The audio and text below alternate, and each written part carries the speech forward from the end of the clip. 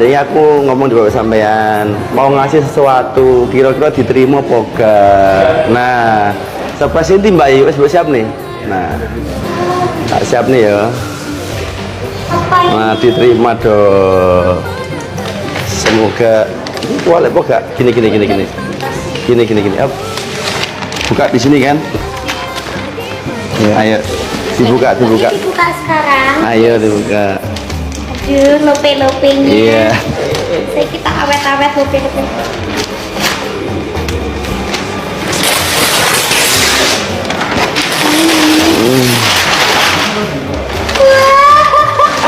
Ya ampun. Waduh. Kok punya gambarnya?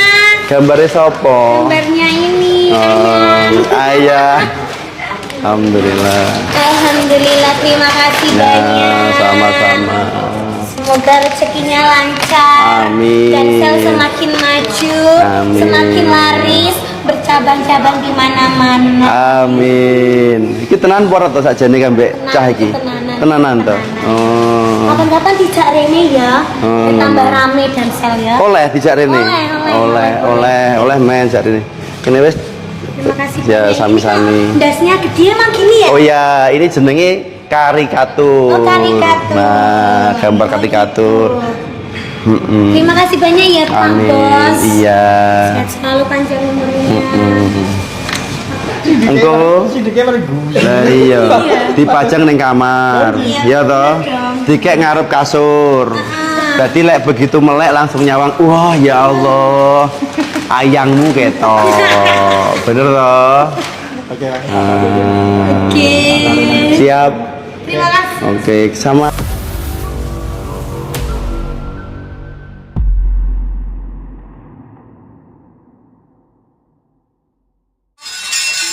Sumarapa arum kandanyo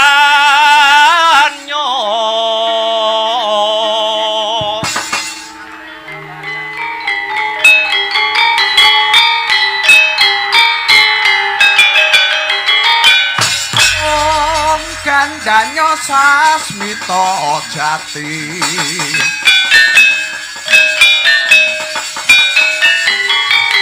Sasmita wangsiting dewa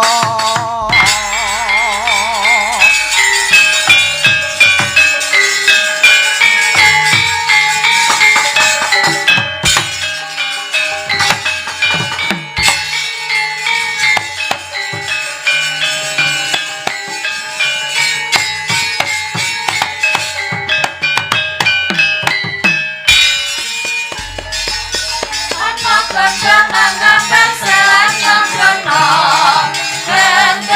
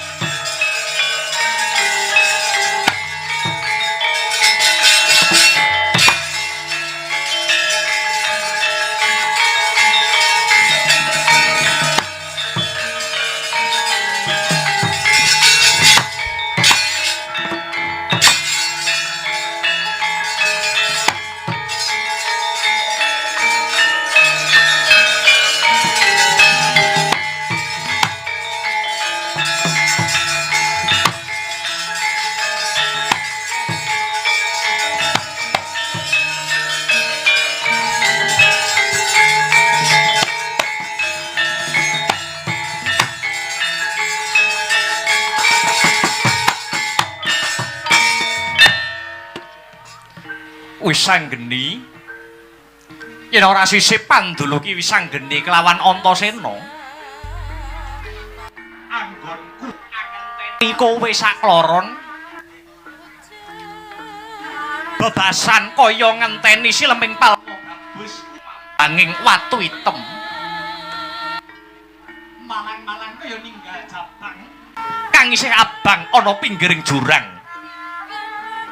kepiye anggone Wisanggeni lan Antasena duweni ancas nak yenake perjanjen kang wis kaweca nalika Tricandra kepungkur Wisanggeni Antasena kira-kira wa Prabu Duryudana sida mbalekke separone negara Ngastina marang para pepunden Pandhawa apa ora Yayi?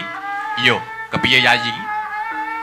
Yen Siwa Duryudana sida balekake separone negara Ngastina tegese ora rugi anggone para putra-putra Pandhawa mangas Rama ana Tegal Kurusetra kene. Kawruhanana ya Pak Anoman. Kasembadan Wisanggeni lan Kakang Antasena sowan ana Sitinggil Praja Ngastina. Lan aku ya wis nakonake janji kang wis kawedhar nalika semana. Nanging bola bali para Kurawa ora kena ginawe becik. Wegah nampa wewarah nampik marang pitutur becik duwa piwulang utama. Tur dasare sajake Ngastina wis tata-tata Pakde. Lho, tata-tata piye Wisanggeni? Ngene Pakde. Kurawa wis duwe jago. Kanggo srana tranggulangi kridane para putra Pandhawa. Jago mau asarira Brahmana kang peparap begawan manik maninten saka pertapan ngatas angin. Ana Sitinggil mau Brahmana mau wanuh-wani nantang marang Wisanggeni lan Kakang Antasena. Kepara wani gelar Giri Sayembara. Aja maneh kok separo seprapat sak pratelon negara Ngastina bakal dikukuhi dening wong Ngastina. Kena njaluk baline negara Ngastina waton bisa ngilangi nyawane Brahmana kang dadi piyandele wong Ngastina kang peparap begawan manik-maninten mau Pakde. Weh lah dalah. Yen ngono wong Ngastina ngejak geger. Pancen kaya mangkono mbok kapi. Mula yen pancen kaya mangkono aja dikendhoni lehmu dandan kepara kenceng ana. Ayo enggal dipapakne putra Pandhawa kudu pilih tanding jroning jurit. Aja ninggal pengati-ati.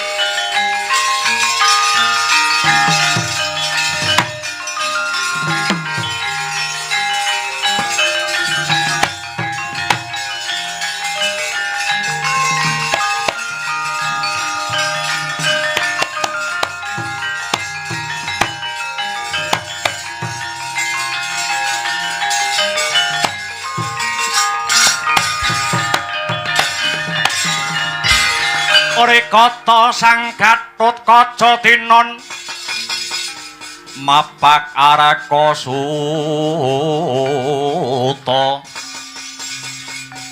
teka pira Kresna ong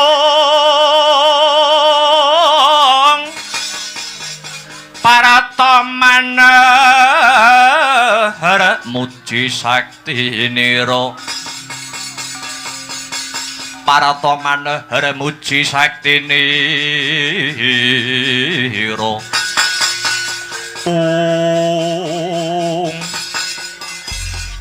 ngaglah ing tengahing dlanggung risang Gatotkaca nering cipta rasa ngambah dirgantara sigara ngencengi busanane apa to busanane caping Basurandra Kotang Antra Kusuma kasut padha kacerma yekti ana kuwasane dhewe-dhewe caping Basurandra yekti ana kuwasane lamun panas ora kepanasan nadyan udan ora kudanan Kotang Antra Kusuma apa to werdine Kotang bisa mabur tanpa lar mencolot tanpa sutang kasut padha kacerma kasut us ngarani padha sikil kacerma walulang senadyan lulang dumadi saka walungsunganing Sang Hyang Nagaraja dayane ngembah lemah sangar kayiwaing sarta ngungkuli pendhita tapa dadya tawa tawi tawar us jangkep busane Raden Gatotkaca sigra cancut tali wanda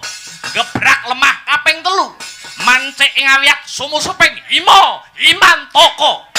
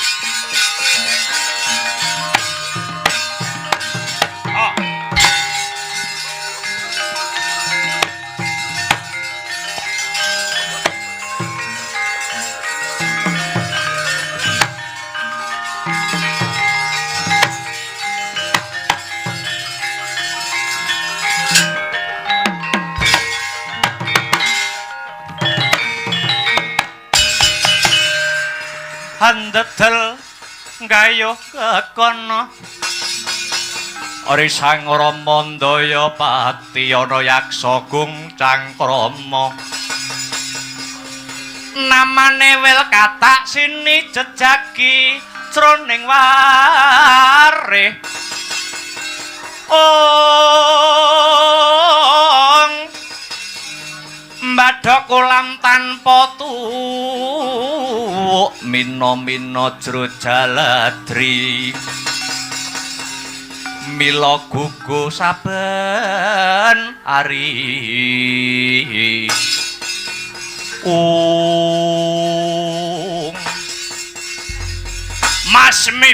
Mas miper panonku bating kalepyur durung swanggonku nyayat dalem iki ing tengahing dalan kepethuk kethek putih yen ora sisip kang dadi paningalku kowe sing jenenge Anoman iya pancen kapara nyata bari takon kowe sapa piye kowe sapa takon sing dadi jenengku Tumenggung Gubuk Asmara kok jeneng lagu ning saiki kalah karo Mangku Purel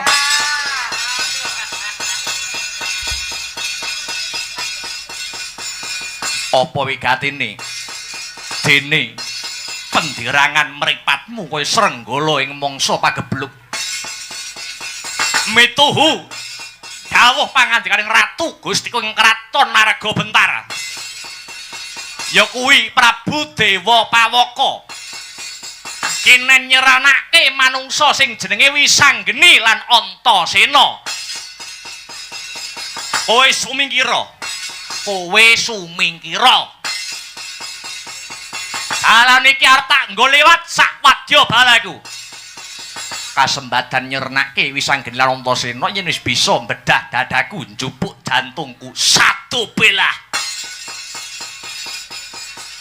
ndak sawang gedhimu cilik dhuwurmu ndek kupat kapita kowe buntut tapang jero manuk branjangan cengkang kanteling kulitmu cumenggleng sudukanmu yen pancen kowe wong tuwek wong sekti ayo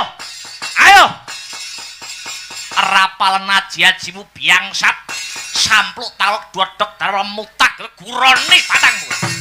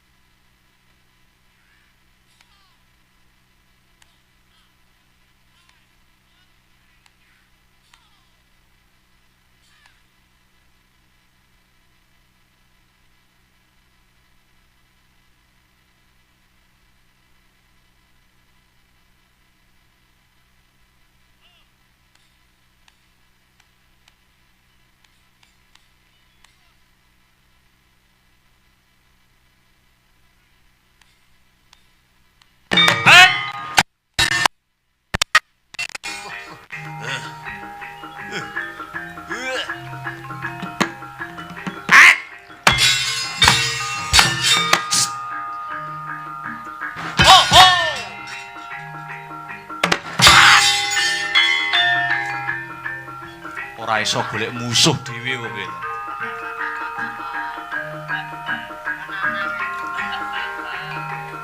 Wong sore wit sore sing glenik aku lho, bareng wayah denge kok kono sing ngenyangi lho.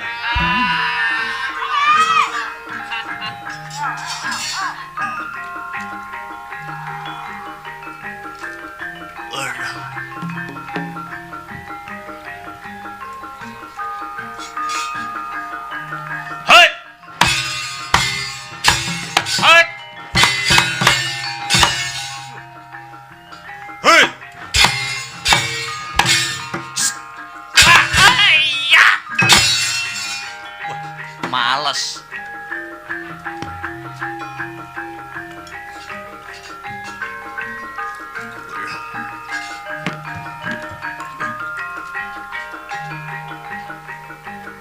Yo.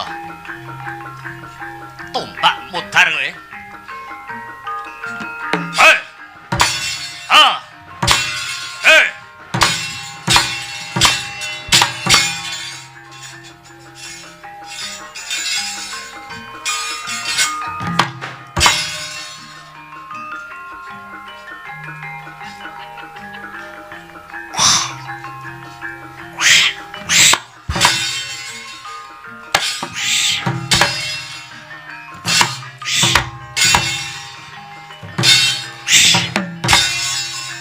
Wingking.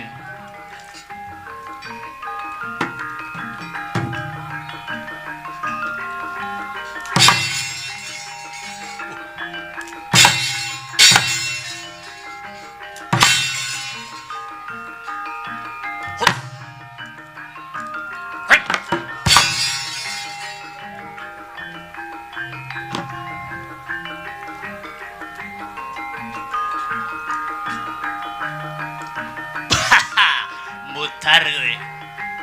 Ora weruh, ora sepira kasektenmu. Ayo. Iki tumenggung kumandang garba. Nyatane pranakan Pandhawa wis bisa mati tening dayaku.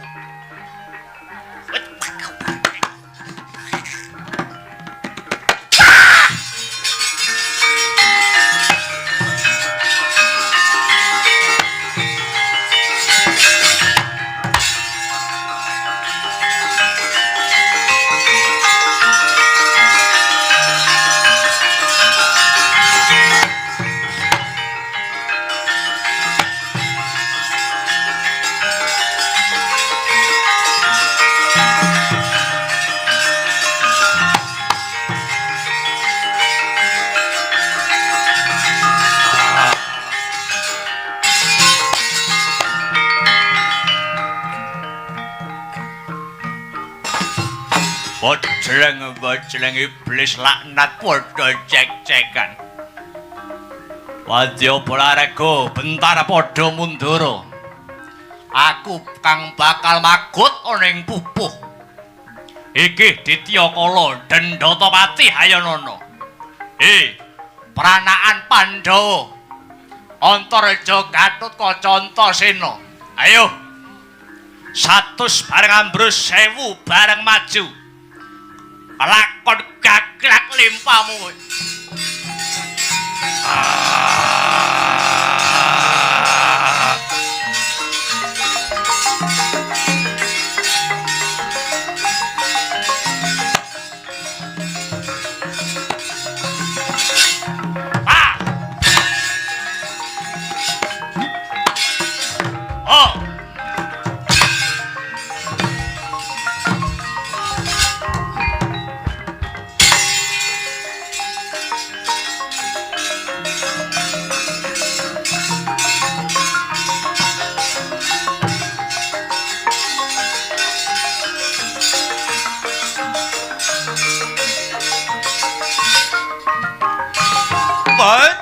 Menungso sisik sapa no? Antareja. Wah. Ayo maju legane atiku.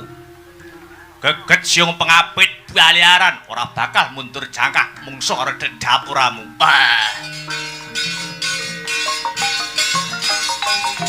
Antomo. Ayo cobane. Ayo.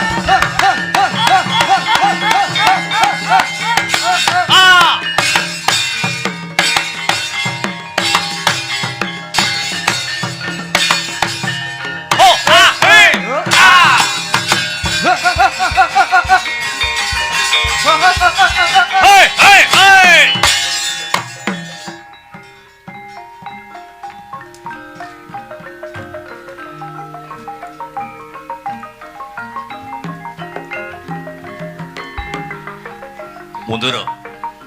Cah nomene dorang ngatasi ki. Ya mundur.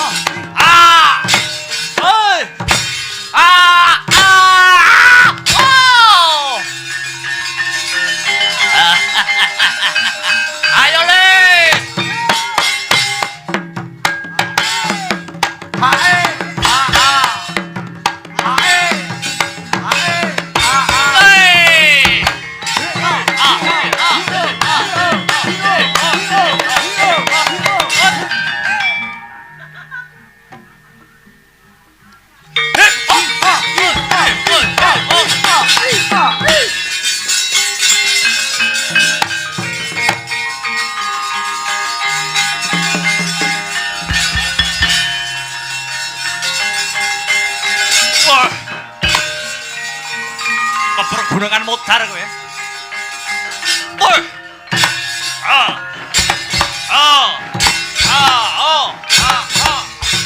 Baleni.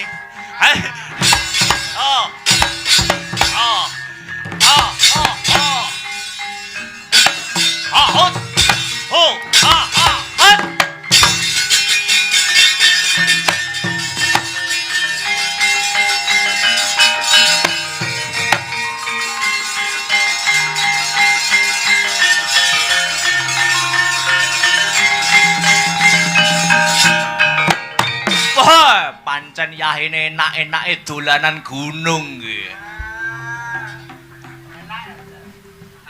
Tambani, ya. Wah. Enak nggo bantal.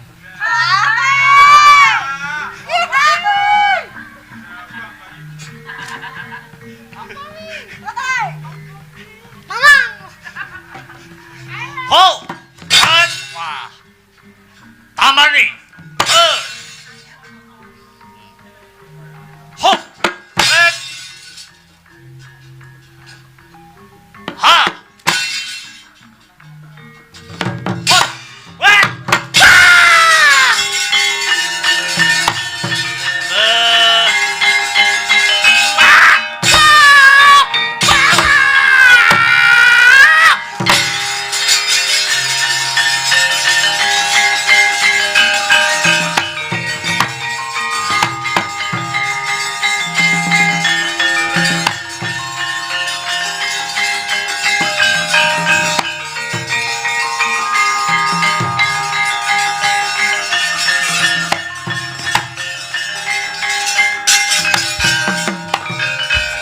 Buma sonya pratangga windu wiyat amun-amun lirik gumahampang amun-amun lirik gumampang malestik mancolot ladalah peranakan Pandhawa ora kena sinangga gampang jebule padha gaduh kasekten kang linuwih nanging wis dadi sumpah lan tekate Prabu Dewa Pawaka ratu saka negara Arga Bentar. Ketimbang ora sesandingan kelawan sekaring kedaton negara Ngastina, Dewi Lesmanawati lontak entengke patiku. Peranaan pendaya keroyokan ora bakal gegrek wuluku salombo.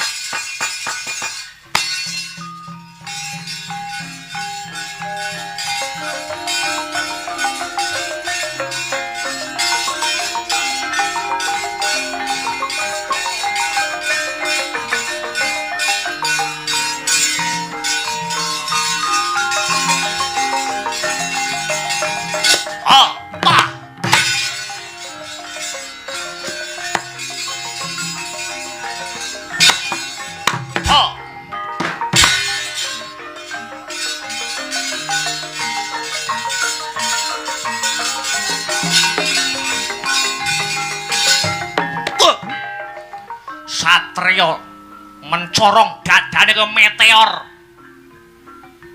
Sapa iki? Satria Pringgondani. Gatotkaca. Gatotkaca ya tetuka ya Krincing Resi. Wah. Jenenge medeni.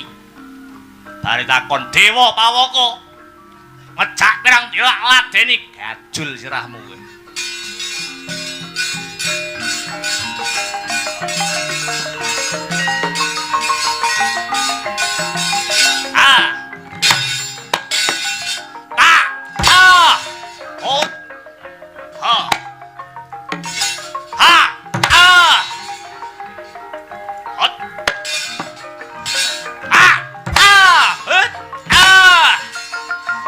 Kumpulke, ho, ayo,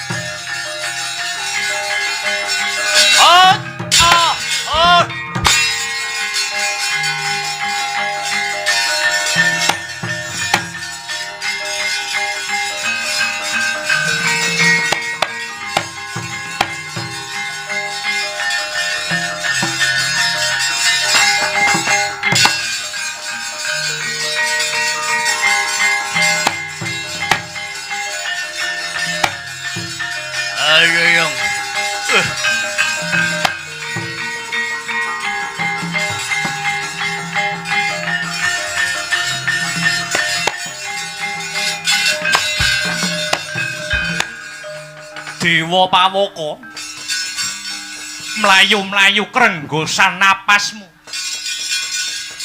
ana parigawe apa? Waduh Rama Panembahan ketingalipun anggen kula gadah sedya apalakrama kalian Dewi Lesmanawati semunipun gagar wigar tanpa karya. Lho, kok kowe kandha kang kaya mangkono Dewa Pawaka? Kedhedhek kula mboten saged ngawonaken peranaan Pandhawa. Lan malihipun wadyabala saking negari Arga Bentar sami mimpang mengsah jurit kalian anak-anak Pandhawa. Lajeng kula kedah kados pundi? Menapa kula mboten siyos anggenipun sesandingan kalian Lesmanawati Rama Remban? Aja mopo rasamu. Mundura sawetara pun bapa kang bakal maju, peranaan Pandhawa durung nate ketanggul kelawan Begawan Manik Maninten. Tak tibani pengabaran ora lumpuh ragarak guroni batange.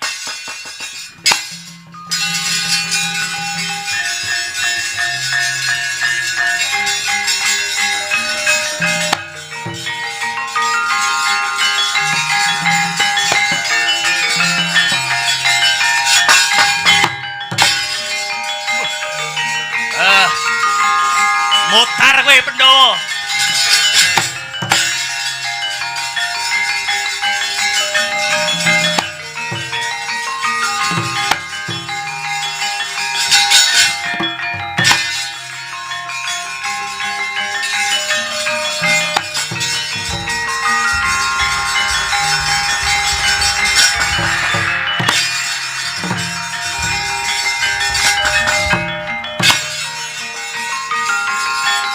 Mutar kowe.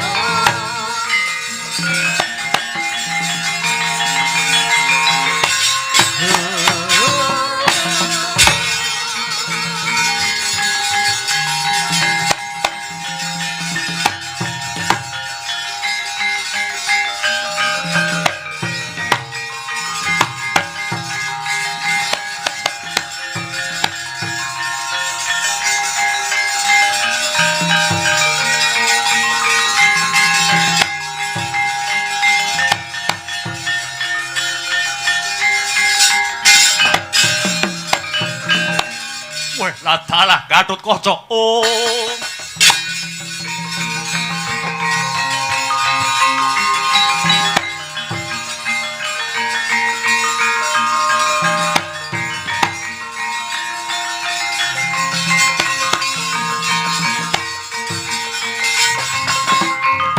Kang Gatot.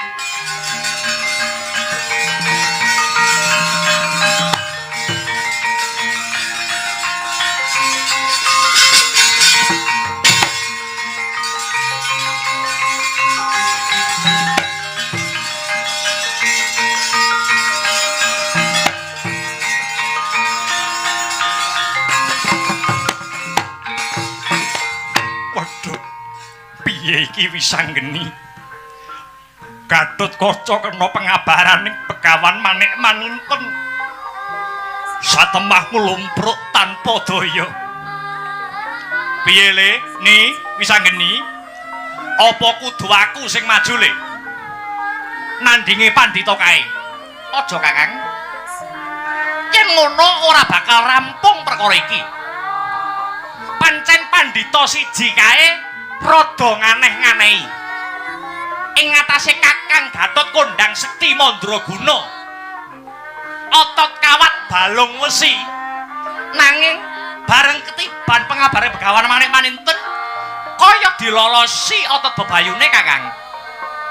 Banjur prayogane kepiye le Wisanggeni? Ngene Kakang, becik Kakang Gatot gawanan mundur luwih dhisik. Aku bakal munggah ana kayangan gugat marang para dewa. Kenang apa kok Brahmana sing duweni watak angkara murka diwenehi kasekten sing menjila? Dewa ora adil, Kang.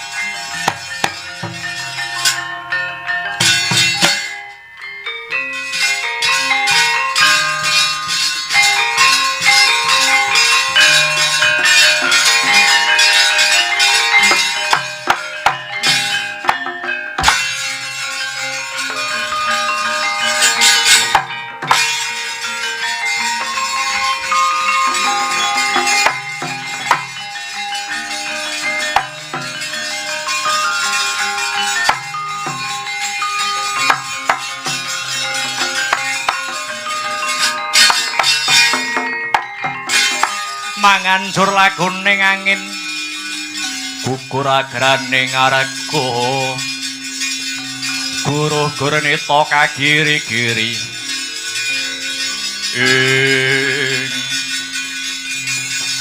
perang kuwi ora mung nganggo akal ning ya kudu nganggo akal yen Wisanggeni maju ngadepi Begawan Manik-Maninten ora wurunga nasibe Wisanggeni ya padha kelawan Kakang Gatotkaca ya aku mundur ora teges aku kalah ning Wisanggeni bakale munggah ana kahyangan gugat mring para Jawata ing atase Brahmana sing hambek nista Budi Candala duweni kadigdayan sing ngedap-edapi.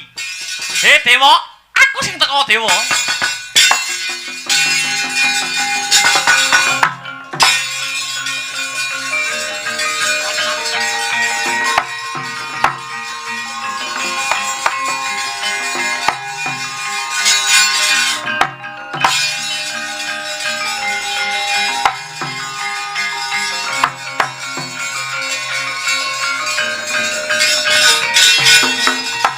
Pandita karya wangsit pindha kumbang aja ping bawang susuh angin ngendi nggone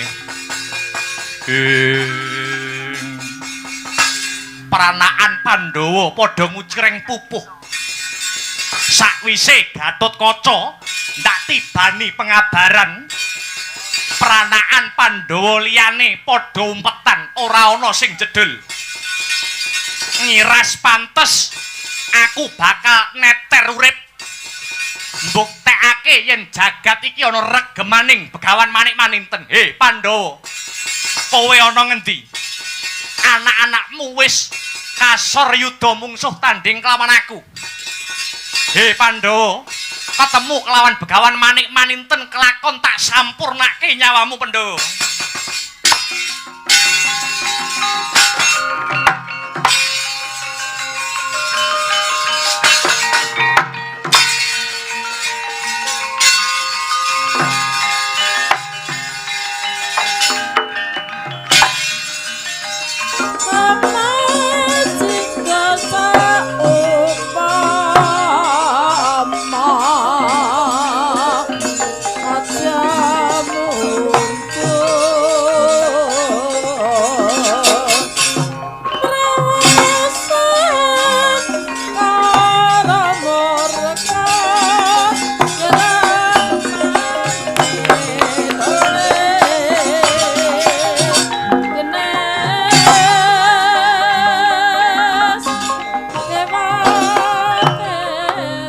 Kakang Semar Badranaya. Ah, gegek ugek sadulita hemel-hemel lae. Kados pundi Ndara? Bingung bilung-lungan rasane ngatiku krana wis sawetara wanci anakku. Bocah drap sila genisi Wisanggeni mentar saka kasatriyan. Mbuh ana ngendi papan dununge? Gus wonten paribasan kacang ora ninggalan jaran. Wong tuane demen tirakat, anake mesti ya betah anggenipun prihatin. Kula pitados murcanipun Kang Putra Wisanggeni mesti kemawon anggadhahi sedya ingkang becik tumrap katentremaning nagari. Iya Kakang, nanging durung marem-rasaku yen Wisanggeni durung timbul. Mula derekno lakuku munggah gunung medun jurang aja pati-pati bali kalamunta durung pinanggya kelawan Wisanggeni. Menawi mekaten sumangga kula dherekaken Gus.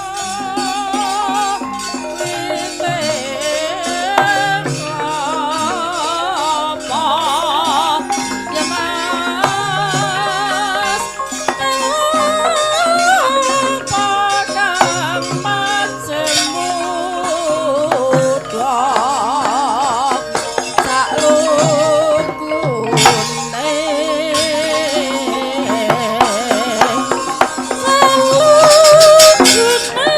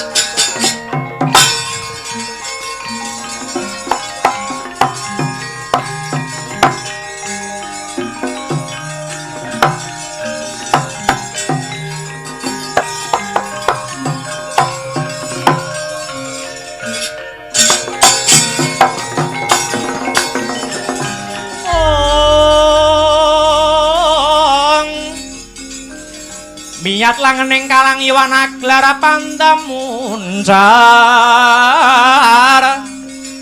ong tinon lir kekonang surem soroti tan padang kasor lan pajaring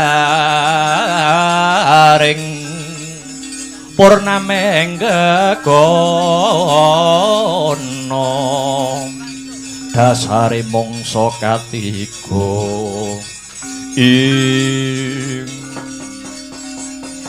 nitik saka busanane iki wujuding Brahmana sapa peparapmu Panemban jagoning para Kurawa peparapku Begawan Manik-maninten saka pertapan ngatas angin bali takon jenengmu sapa heh Janaka kok wis ngerti karo jenengku lho aku ki mau kamangka ngawur ning bener aduh kadung rata udoni padake nomor togel wae Janaka ana paran kowe wong Pandhawa dina sak mengko manuta sliramu ndak perjaya pranaan Pandhawa wis kasil ndak kalahake malah ponakanmu si Garwaca bisa tak gawe lumpuh ragane Pandhita murang tata maju kepara ngarsa leganing atimu kelakon dadi intiping neraka jahanam kowe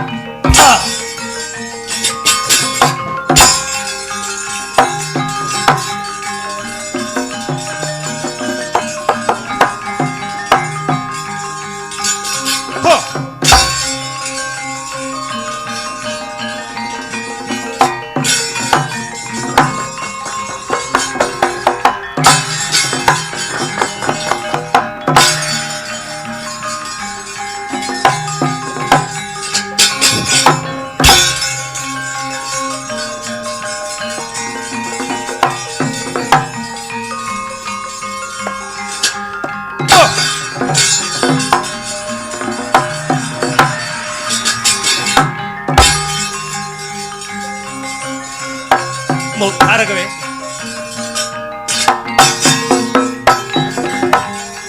Enteng kapuk kasektenmu. Ayo ngadeka kowe. Jare kowe satriya lelananging jagat lancuring Madyapada. Tak enteni tangimu he Janaka.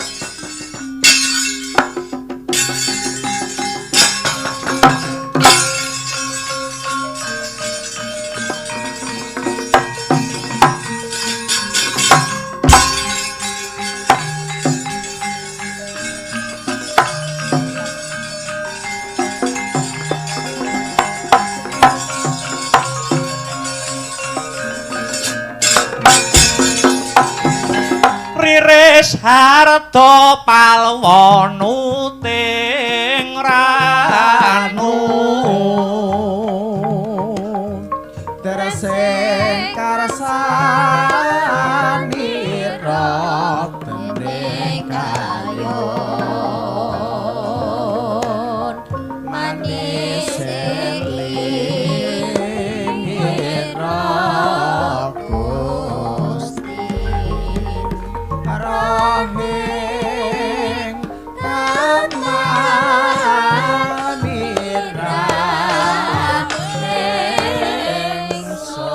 wis anggeni boyo ana parigawe apa tuwuh pitakon sajroning atiku Kaki Wenang ing atase Kaki Asih Prana kuwi tetungguling para Jawata nanging sebab apa mung perkara lelakone wis anggeni wae kok dadak tambuh Om Mas Tunamasidam Sekaring Bawana iya to iya yen to pun ulun mbok keparengake batang marang kersa kita yektine kita mung kepengin mutah kelawan para Jawata jaragan sediamu bakal njabel negara Ngastina sayekti ana pacoban ya kuwi jagoning para Kurawa kang aran Begawan Manik Maninten wis anggeni sumurupa apan kabeh mau gaweaning para Jawata merga apa merga yen kita wis anggeni bakal njabel Praja Ngastina tan murunga bakal memirang marang para Jawata sabab Baratayuda bakal cabar Baratayuda bakal wurung mongko Baratayuda Jaya Binangun wis cinadang lawan para dewa wiwit Pandhawa Kurawa durung gumelar aning jagat Baratayuda wis tunulis ana panguwasaning para Jawata mongko yen kita nggege mangsa gelak wanci sayekti kita bakal mimirang kawibawaning para dewa nanging Kaki Wenang nanging kepriye apa ya mung mandhek tekan semono anggonku kepengin ngaturke dharma bektiku marang para pepunden Pandhawa Kaki Wenang wis anggeni sumurupa dharma bekti kang bisa kita aturake marang pepundenmu Pandhawa besok sadurunge perang Baratayuda kawiwitan ya kuwi kanthi srana anyernake Durga lan Kala pancen wis kinudrating jagat pinesting widi pinurba ing dewa Durga lan Kala patine ana ing astamu Kaki Wenang Batari Durga lan Bathara Kala kuwi wujuding Jawata kira-kira apa wis anggeni kuwagang anyernakake Kaki Wenang wis anggeni lelakon iki dadi pancatan jeneng kita bakal sun paringi kanugrahan wujuding pusaka kang winastan Gada Inten pusaka mau dadi simboling wahyu katentreman amarga ing besuke bakal kinarya amrunah satru murka enggal tampanana kanugrahan iki kula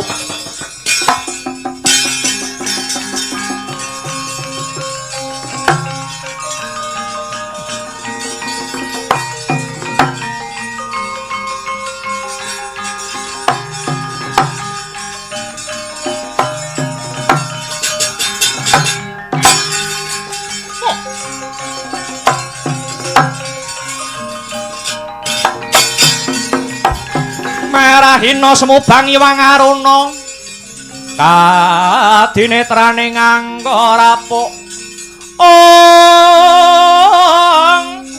sataning kukila ringkane goro saketer kini donganing kunglir wowo sing pinipahanco ngaturake panuwun awit kanugrahan kang wis Kaki Wenang turunake marang Wisanggeni.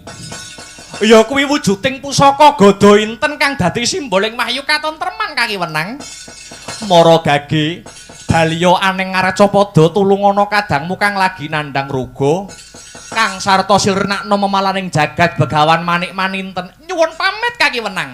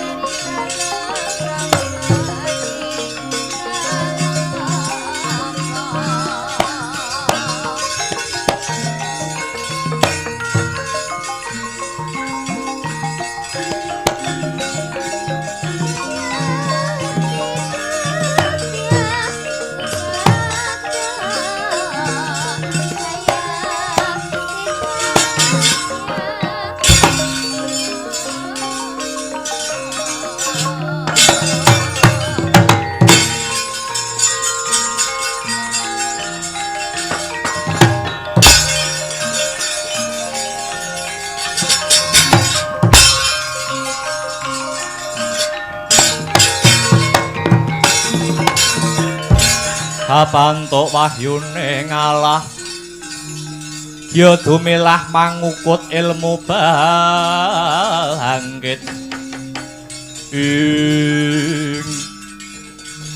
piye wisanggeni olehmu gugat aning kahyangan Kakang Antarja aku bablas madhep marang kahyangan alang-alang kumitir ana ngersaning Kaki Wenang Kaki Wenang paring dawuh mbok menawa baline negara Ngastina tetep ana lakon Baratayuda Jaya Binangun besok.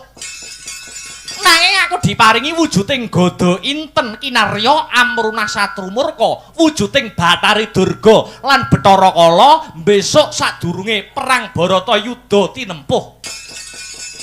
Banjur nasibe Yayi Garutkaca iki kepriye wisanggeni? Aja kuwatir, Kakang. Ndak grayange ragane Kakang Gatut. Muga pangaribawaning kanugrahan Gada Inten bisa anyembuh kasantosan.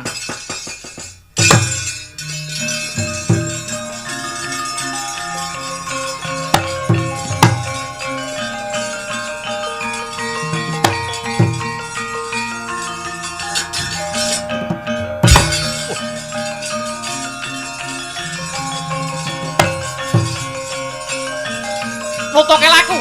Iya wis anggeni.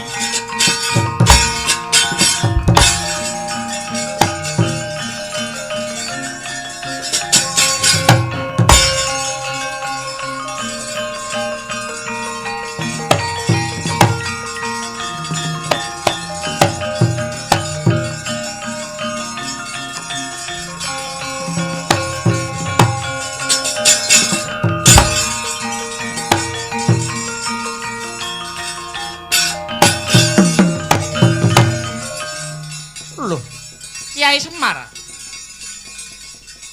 Ngosik iki kok Kanjeng Rama Janaka nglumpruk tanpa daya? Kanjeng Rama bibar tanding tiyasa kalian pandhita inggih peparab Begawan Manik Maninten wingking saking pratapan ngatas angin. Tak usadane Kyai.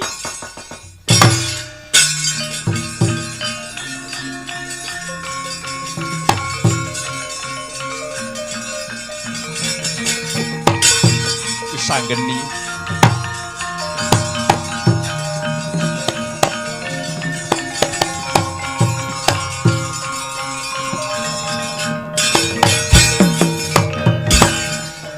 wis sanggeni kang wis timbul. Iya Kanjeng Rama. Bubar wae aku nyadong tumruning kanugrahan Gada Inten kang dadi simboling mahyu katentreman. Niatku kang becik bakal jabel Praja Ngastina tinemuning jebul durung bisa. Amarga baline Ngastina kudu anempuh srana Baratayuda Kanjeng Rama. Syukur bagi jumurung yen to wisanggeni wis antuk kanugrahan. Dimen saya ngatonake darma bektimu marang pepundhenmu Pandhawa. Pandhita anyar katon kae sirnakno. Ndak sawat wujuding gada enten mbah dadi apa?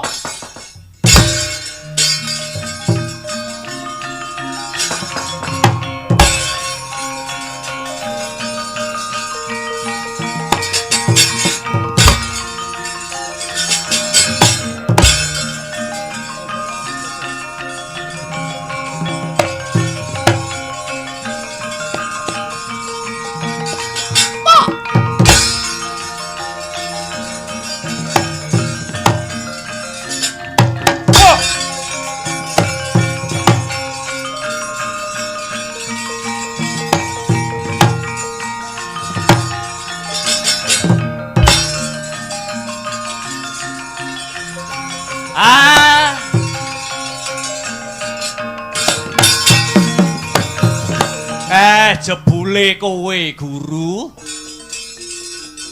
bola bali bola kowe gawe rusuh aning madya apa to njalukmu piye kowe iki dadi ratu ning dewa jane kowe wis penak-penak mapan ning Sela Kondom Warubinangun Sela Kondo Kakang Semar aja kleru panarimamu nggonku Asarira Brahmana mung kinarya pancatan tumedhaking gada inten kang dadi simboling mahyu katentreman marang momonganmu Siwi Sanggeni. Mangkono. Iya Kakang. Kabeh mau pancen wis dadi kodrate. Gandeng kanugrahan wis tumurun luwih dhisik ndak pamit bali marang kayangan ya Kakang. Iya Guru, matur nuwun ya.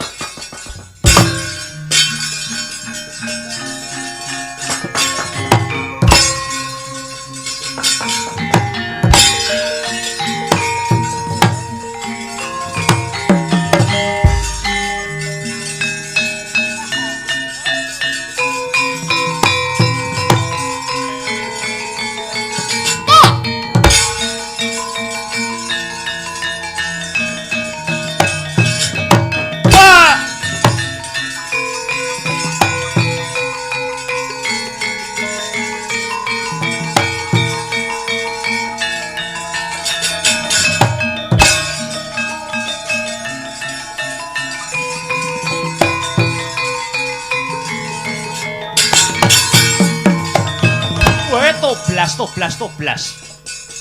Ratu iki tinemune jebul Kanjeng Hyang Brahma. Iya putuku bocah bagus. Pone yang mung kinarya lelantaran tumuruning kanugrahan. Kanugrahan gada inten besuke bakal dadi pusaka kinarya anyernake Betari Durga lan Bathara Kala sadurunge Baratayuda tinempuh. Iya Kanjeng Hyang. Dawe kaki wenang mau uga kaya mangkono. Nanging ana pitakon kang kececer durung ndak takonake. Lho, babakan apa kulo? Kenang apa? Kenang apa Wisanggeni bakal asung Darma Bekti wae kok dadak sadurunge Baratayuda dadi? Apa putumu iki ora bisa ngaturake jiwa kasatriyane nalikane perang Baratayuda? Wisanggeni. Janjane pune yang ora mentala kandha babakan iki marang jeneng kita. Nanging pancen kodrate kudu kaya mangkono. Kang cekak cukupe jeneng kita Wisanggeni besok ora bakal menangi wujuding perang gedhe Baratayuda kuwi mau kulup. Lho, kok ngono? Wis aja dirembug. Kang baku kita putuku Wisanggeni tetep dadi patuladan tumrap para satriya tarunaning negara liyane. Tetep tumindak becik anempuh dalan kang rahayu lan anjaga marang guyub lan rukuning para kawula ya kula. Sebagia amangungkul gumya guyub milangoni rampa aranca katon sigra sinanggaan roti rono sebagia amangungkul gumya guyub milangoni rampa aranca katon sigra sinanggaan roti rono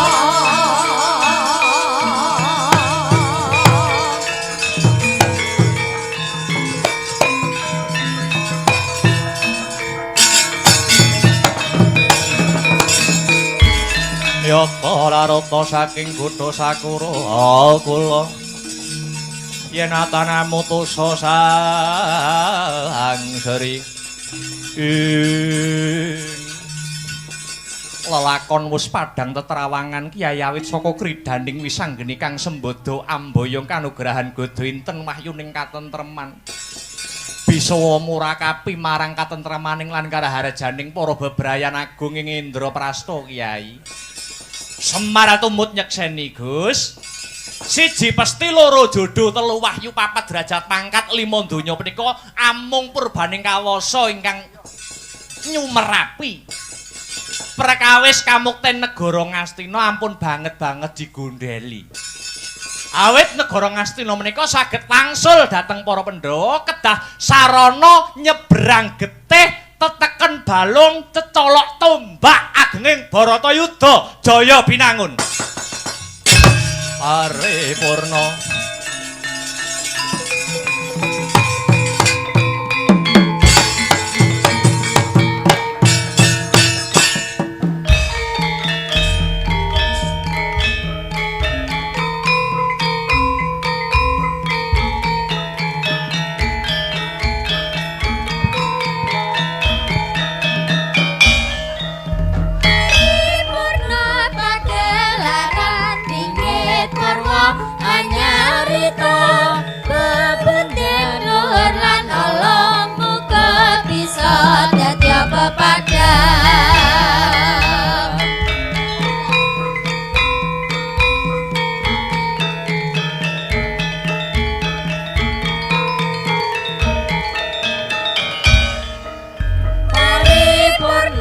pagelaran ringgit parwa anyarita